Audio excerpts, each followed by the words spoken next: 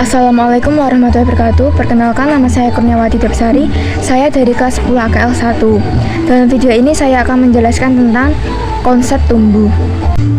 Pertumbuhan adalah perubahan yang bersifat kuantitatif, yaitu bertambahnya jumlah ukuran, dimensi pada tingkat sel, organ, maupun individu. Adapun pengertian lain dari pertumbuhan, yaitu pertumbuhan adalah proses bertambahnya jumlah protoplasma sel pada suatu organisme yang disertai dengan pertambahan ukuran berat dan jumlah sel yang bersifat tidak dapat kembali pada keadaan sebelumnya. Dan proses kenaikan volume yang bersifat irreversibel atau tidak dapat balik dan terjadi karena adanya pertambahan jumlah sel dan pembesaran dari tiap-tiap sel. Pertumbuhan pada tumbuhan dibedakan menjadi dua. Yang pertama yaitu pertumbuhan primer, dan yang kedua yaitu pertumbuhan sekunder. 1. Pertumbuhan primer.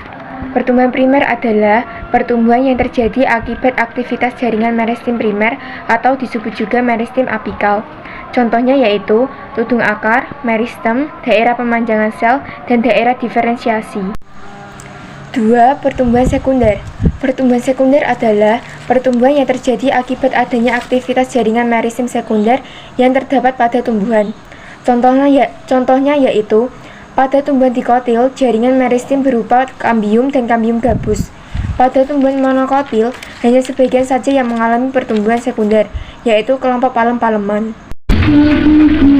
Konsep tumbuh ada dua. Yang pertama yaitu pertambahan jumlah sel, dan yang kedua yaitu perubahan volume sel. Pertambahan jumlah sel. Pertambahan jumlah sel yaitu bertambahnya sel yang ada pada suatu organisme yang mengalami pembelahan sel. Contoh pertambahan jumlah sel yaitu pohon pepaya yang awalnya berupa biji, lama-kelamaan tumbuh menjadi pohon yang dapat menghasilkan buah. Perubahan volume sel. Perubahan volume sel yaitu perubahan yang berperan untuk memperbesar ruang penampung protein dan zat.